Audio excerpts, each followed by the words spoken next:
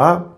O detalhe dentro disso que eu estou falando ainda, do aspecto teológico dessas duas vertentes ambíguas, tá? Uma e a outra lutam pela causa, mas uma leva um sentido mais social da redenção, de trabalhar uma classe específica, minorias, e estabelecer a primazia do sentimento. É de René Kives, Ricardo Gondim, Caio Fábio, toda essa gama que eu falei aí para vocês, Oriovaldo Ramos, tá? Os esquerdopatas do movimento evangélico.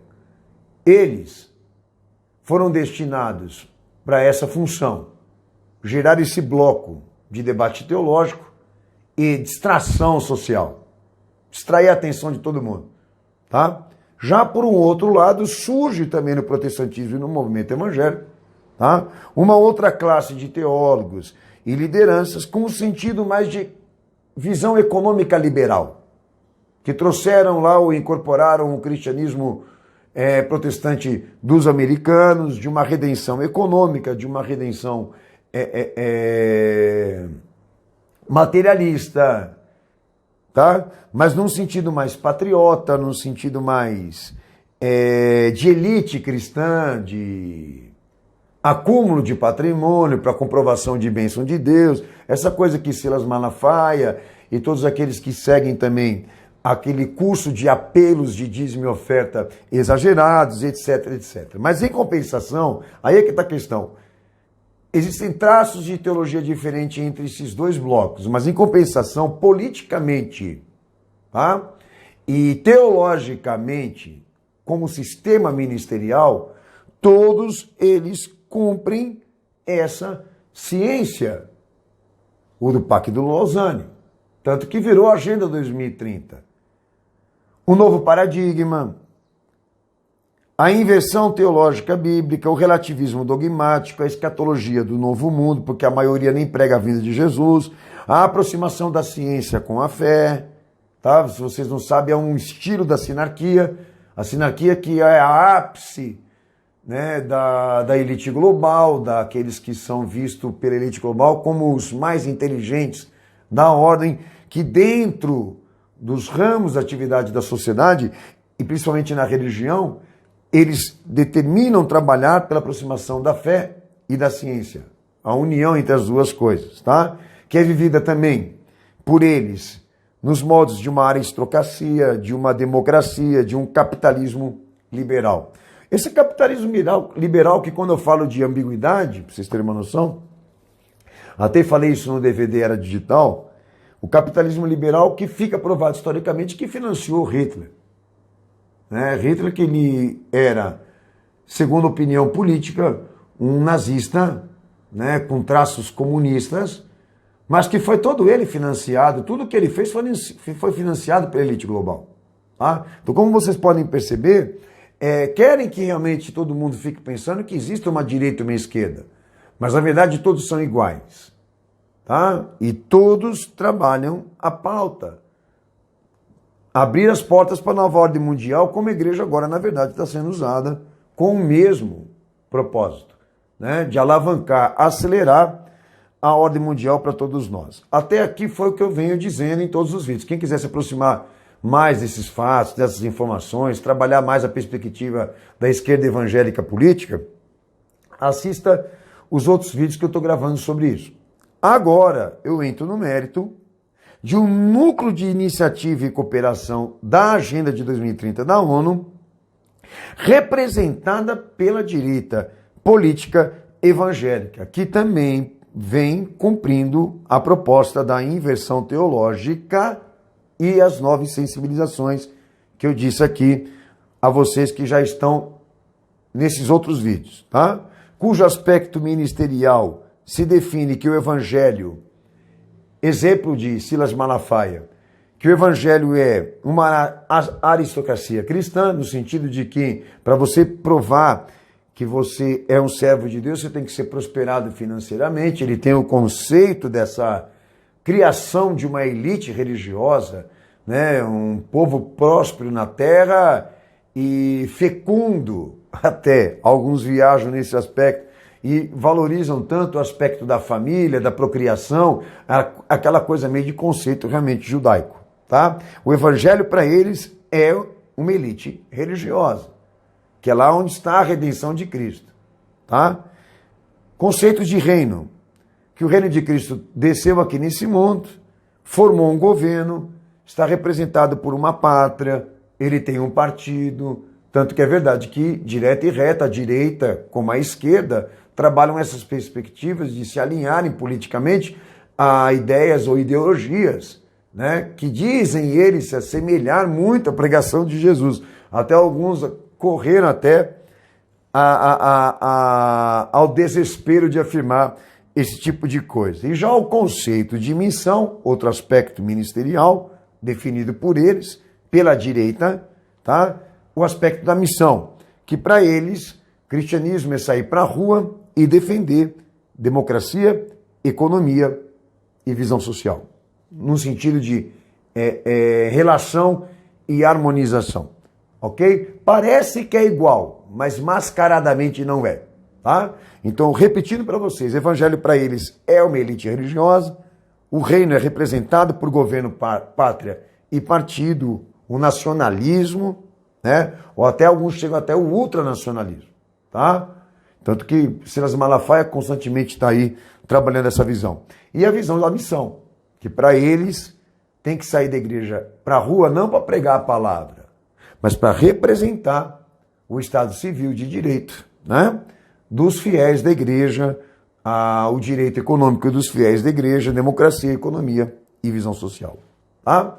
Então, dentro desse núcleo de iniciativa e cooperação representada pela direita evangélica, cujo aspecto ministerial, volto a dizer, o evangelho é uma elite religiosa, o reino é uma forma de governo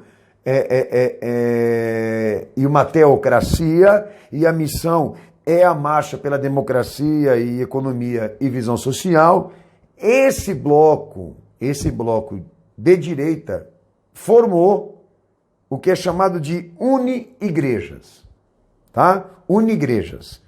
União Nacional das Igrejas e Pastores Evangélicos, tá? O palco dessa união, ou dessa cooperação, ou dessas reuniões de pastores, o Templo de Salomão foi usado para isso, tá? Até eu tenho um vídeo aí agora, no Verdade 10 Minutos, que mostra que o primeiro encontro foi feito lá, até usei a expressão igrejas multilaterais, porque não tinha ainda a informação do que eles foram fazer lá, ok? Mas agora já temos a comprovação de que era para se formar um bloco de Agenda 2030 representada por eles, direita democrata, e vocês podem até assistir o vídeo, ok? Essa Uni-Igrejas foi fundada em 2018. A proposta é ajudar igrejas com atitudes e projetos bem definidos para o crescimento do evangelho no Brasil e no mundo, sobretudo para o crescimento do evangelho, sobretudo em qualidade, uma cobertura espiritual efetiva, organização, auxílio jurídico, contábil, treinamento, capacitação teológica, conferências, congressos e etc. Tá? Isso é a proposta da Uni-Igrejas, ok? O responsável dessa União Nacional de Igrejas e Pastores Evangélicos é o Bispo Eduardo Bravo, da Igreja Universal do Reino de Deus, tá? Deixa eu ver só se é o nome dele mesmo aqui, para mim não poder errar com vocês. Deixa eu ver aqui rapidinho aqui. Vamos lá.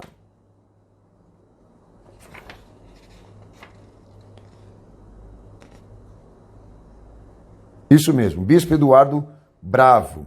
Falei, Bravo? A gente fala tanto nome, pode ser que não seja isso mesmo. Mas está corretíssimo, se vocês quiserem pesquisar. E ele é da Igreja Universal do Reino de Deus, tá? E pelo Instagram pessoal dele, ok? Existem ali rotas de participação da Uni-Igrejas, como ele também, com eventos ecumênicos de celebração de aniversário e data nacional dos Emirados Árabes, pregando tolerância e diálogo entre religiões, assinou um documento de fraternidade humana e paz mundial e consciência comum, cujo também tratado e documento foi assinado pelo Papa Francisco e Ali Zahar Ahmed Al-Tajid, tá? Que é uma figura forte dentro do movimento árabe e também muçulmano.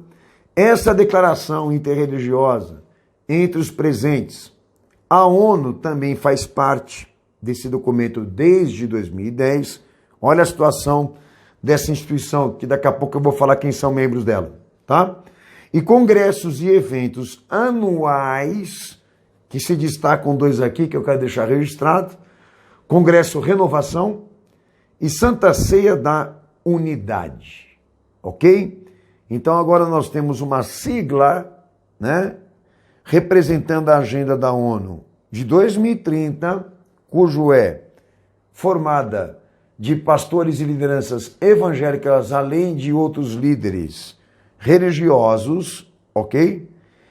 Cujo propósito e pauta visa exatamente o alinhamento do novo paradigma, como o pastor mesmo aqui já citei para vocês, tá bom? A ONU de frente e fazendo parte também desses congressos e dessas reuniões. E a Igreja Universal do Reino de Deus já definiu que o centro de preparação, de reunião, de debates será o templo que ela construiu, chamado Templo de Salomão, tá? Que não é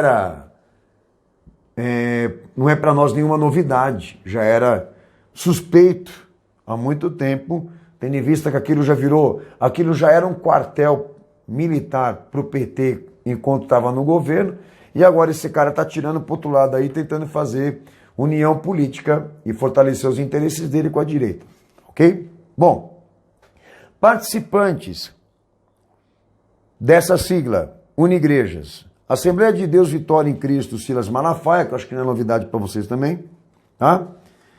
Silas Malafaia, que é presidente da CIMEB, Conselho Interdenominacional de Ministros Evangélicos do Brasil, e une ministros para defender os ideais do Reino de Deus, segundo ele, tá? Só que em compensação, quando ele foi fazer a oração pelo presidente Bolsonaro, tá? Constantemente insiste ele nessa política deplorável, Silas Malafaia pede para o bispo Eduardo da Unigrejas, tá? O cabeça responsável pela Unigrejas, direcionar a oração. Só entrar no YouTube aí que vocês vão ver essa imagem. Eu não vou nem colocar aqui para não tomar mais tempo nosso no que eu estou falando, mas é importante que eu vou colocar todos os links para vocês a hora que o vídeo subir. Fiquem tranquilos quanto a isso. Mas Silas Malafaia, dentro dessa jogada. Bom, pastor, o que você tem para falar isso? Olha, é muito simples. Olha esse homem alguns anos atrás falando da Universal e veja ele agora falando da Universal. Né? Segundo o que ele disse lá, quem que não muda de opinião sobre as coisas? Só que aqueles que, na verdade, têm um posicionamento bíblico sobre as coisas não podem mudar de opinião sobre nada, a não ser que essas coisas mudem. Porque a verdade de Cristo continua. Só que tem um detalhe. Esse cara, a máscara dele já caiu há muito tempo, e há muito tempo a gente vem denunciando ele, e uma pessoa que era contra a Igreja Universal do Reino de Deus, que agora se une com ela. Por quê? Porque se alinham teologicamente na ideia, né, política democrata. Tá? Aquilo que eu falei atrás para vocês aqui, que é realmente mais ou menos aonde ambos têm a concordância, né? A concordância de uma direita democrata. Ok? Bom, esse é o primeiro. O segundo, vem a Igreja Batista da Lagoinha, pastor Márcio Valadão, Lagoinha Global, fizeram recentemente esse projeto, convenção que une igrejas batistas da Lagoinha no mundo todo para uma evangelização, e ele estava presente lá também na reunião da Universal do Reino de Deus, no Templo de Salomão, junto com Silas Malafaia e demais aqui que eu vou citar. Tá? Então todos eles estão focados a aderir um novo paradigma de visão globalista, como também frequentando essas reuniões de como se adaptar, como formar membros, como formar pregadores, toda essa coisa meio Bill Hybels, meio Willow Creek, que já chegou muito antes e adaptou muita igreja nessa visão que eu estou tratando com vocês aqui. Renascer em Cristo, Estevão Hernandes, representado aí também pela Coalizão das Igrejas Apostólicas Global, a CIEAG, fundada em 2005, é uma entidade sem fins lucrativos que tem como objetivo dar cobertura espiritual e ser um agente curador e disciplinador do corpo de Cristo. Aí vem um monte de coisas que eles alegam lá, tá? A mesma coisa que eu já falei aqui, inclusive, sobre Unigrejas, tá? Promove o evento Café da Unidade com líderes de igrejas interdenominacionais, ou seja, o mesmo estilo ministerial. E também estava presente na visita do Templo de Salomão e entre aqueles que estão citados aqui pela direita democrata, evangélica, representadas pela Unigrejas, tá bom? Outra figura que está fazendo parte desse movimento aí. Marcos Feliciano, que participa de comemoração de Páscoa do Congresso com Unigrejas, e o presidente Bolsonaro. Tá? Isso também está na página do Facebook dele, nós vamos colocar o link para vocês aí. Para mim, também é outro também, mascarado, que há muito tempo já vem mostrando publicamente quais são as suas reais intenções com o Evangelho. Aí vem Flávio Vassoura, da Igreja Nazarena de Campinas, que está em eventos de conferência também com o pastor Jeremias Pereira, participante da missão na íntegra. Aí a ambiguidade, para vocês terem noção. Tá? Um puxa aqui, outro puxa ali, por isso que é um movimento meio enganoso. Igrejas Assembleias de Deus, todas elas, Manuel Ferreira, Samuel Ferreira, José Wellington, ok? E sobre isso tem uma coisa importante para falar, para vocês terem uma noção. A Igreja Assembleia de Deus, toda ela, tá? Mas duas aqui eu tenho o número da lei. PL 799/2017 e a PL 897/2017, que é um acordo que as Assembleias de Deus Madureira e Belém fizeram com o Estado de serem transformadas em logadouro público, né? Logadouro público, palavrinha chata, logadouro público. Pastor Daniel, o que é isso daí? Essas igrejas elas passam a ser igrejas estatais, receberem recursos do Estado para prestar serviço religioso adequado a tudo que eu estou falando aqui. Então eles assumiram por lei, perante o Estado, a cumprirem serviço religioso. Ou seja, ter dúvidas de que esses caras não estão cumprindo o esquema é uma coisa impressionante. Porque tornar a igreja deles uma praça pública, tornar a igreja deles uma catedral católica, porque é considerada assim, é uma coisa absurda. Uma igreja ser transformada em logadouro público. Para vocês terem a visão de que a que ponto, a que nível a situação está chegando. Então, o público entra para dentro dessas igrejas já cientes de que eles não vão ser doutrinados, de que eles só vão ser acolhidos dentro dessa visão pluralista, relativista, espiritualista, né, mística, para alguns aí até esotérica, enfim. Ok? Então é uma coisa muito triste que eu estou te comunicando aqui. Já as outras demais Assembleias de Deus, além da Madureira e Belém, nós não conseguimos a lei. Mas você pega e vê o discurso desses caras e a forma como eles estão pregando, é o mesmo método, é a mesma dinâmica. É a mesma dinâmica, tá? Mas esses aqui, temos até o número da lei, do acordo que eles fizeram com o Estado, tá? E é bem capaz que a do Silas também tenha, é bem capaz que todas essas aqui que eu estou citando também tenham, mas não está público. Nós não tivemos acesso ainda. E detalhe, mais nomes ainda. Igreja Bíblica da Paz, de Edson Rebustini, Igreja Internacional da Graça de Deus, R.R. Soares, o Silvio Santos da Fé, todo mundo sabia disso aí. Missão Global Prova Viva, Robson Rodovalho, Comunidade Paz e Vida, de João, como soletra o nome desse cara, João Uribe Palharim. João Uribe Palharim. Um nome que eu não estou muito acostumado a falar aqui. Amém? Para mim já é uma carniça seca. Esse também está citado na cúpula e Evangelho Quadrangular. São os nomes que, na verdade, deixaram público, fazendo parte desse núcleo de unigrejas, cujo responsável é um membro da Igreja Universal do Reino de Deus, um bispo de lá, e cujo cabeça representante dessa unidade de Agenda 2030 é a Igreja Universal do Reino de Deus. Eu me refiro ao Macedo, ok? E detalhe que eu tenho para dizer para vocês aqui, para vocês até verem a que ponto que chegou essa direita política democrata que eu estou colocando aqui para vocês no Pacto de Lausanne e também fazendo parte da Agenda de 2030 e totalmente relacionado com a ONU. Eu não tenho a data certa aqui, mas faz aí mais ou menos alguns 6, 7 anos atrás. Senador Marcelo Crivella e Magno Malta tentaram pela lei 114/05, uma lei que não foi aprovada, mas olha o que esses caras tentaram aprovar pelo Senado. A regulamentação da profissão de teólogo e a criação de uma ordem de magistrados, um Conselho Nacional de Teólogos, que eles iam comandar, tá? Com o intuito de regular e legislar atividades teológicas junto às comunidades evangélicas. Eles queriam o monopólio das igrejas. Supervisionar, coordenar, planejar, elaborar, programar, implantar, dirigir, executar, analisar, avaliar estudos, trabalho, pesquisa, planos, programas, projetos, responsabilidades, um conselho de ética e disciplina para funções de pastores e teólogos, uma espécie de habilitação. Você só prega se você tiver a habilitação deles. Um conselho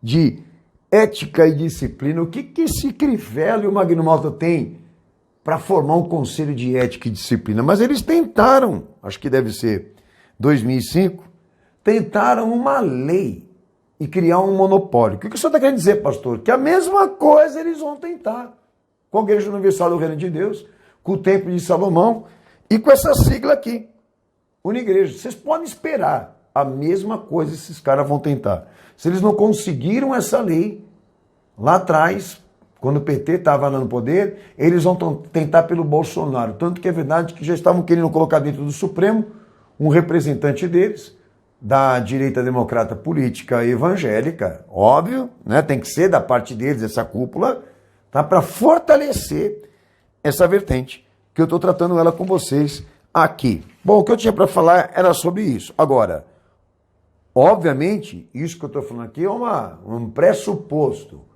mas em compensação foi até onde eles tentaram, eles chegaram.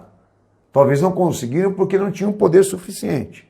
Mas em compensação, independentemente se eles vêm realmente estabelecer um conselho e de regulamentação e controle das igrejas, uma espécie de habilitação teológica, se eles realmente vêm chegar a esse ponto e conseguir isso, não vou ficar surpreso. Porque a ONU, estando por detrás dessas duas vertentes, direita e esquerda evangélica, é preocupante, porque aquela que tiver mais forte, aquela que tiver mais à frente é onde ela vai investir. É o que está acontecendo agora com a esquerda. Tá? Em compensação, o outro lado está tentando correr e se atualizar. Como vocês podem ver, a esquerda tem um monte de sigla, tem um monte de instituição, tanto que eu até me perdi aqui para falar para vocês. A direita, por enquanto, é só essa aqui. Tá? Mas toda a patota da teologia da prosperidade, está toda ela lá. E que Deus tenha misericórdia de nós. Porque o meu objetivo aqui de chegar e expor tudo isso para você é a gente traçar realmente o aspecto do inimigo que nós estamos lutando hoje dentro da igreja, no contexto geral, né? Que é essa batalha de visão doutrinária e confisco de estudo e visão teológica, né?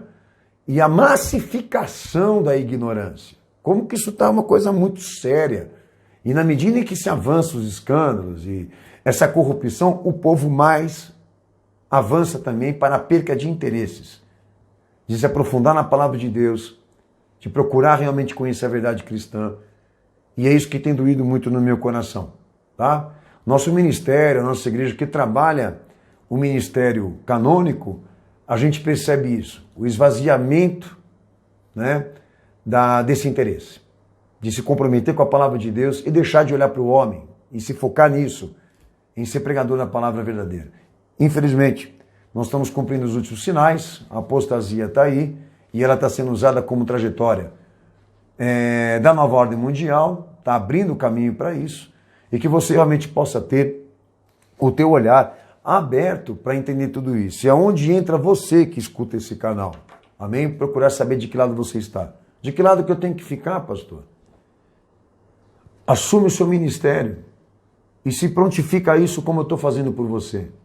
Alimentar vidas, alimentar almas, levar essas vidas para Cristo.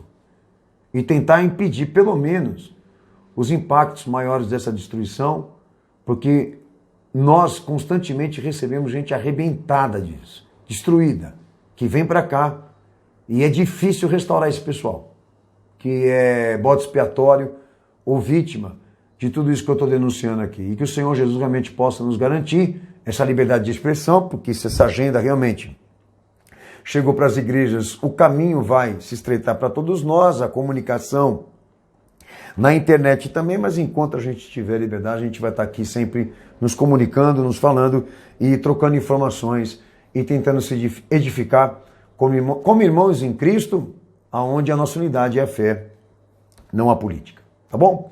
Então um abraço a todos, divulguem bastante esse vídeo, as informações, identifiquem quem são os abutres, porque eles sempre estão sobrevoando aonde está a carniça. Um abraço, Deus abençoe vocês, até o próximo vídeo, até o próximo tema. Maranata, Jesus está voltando.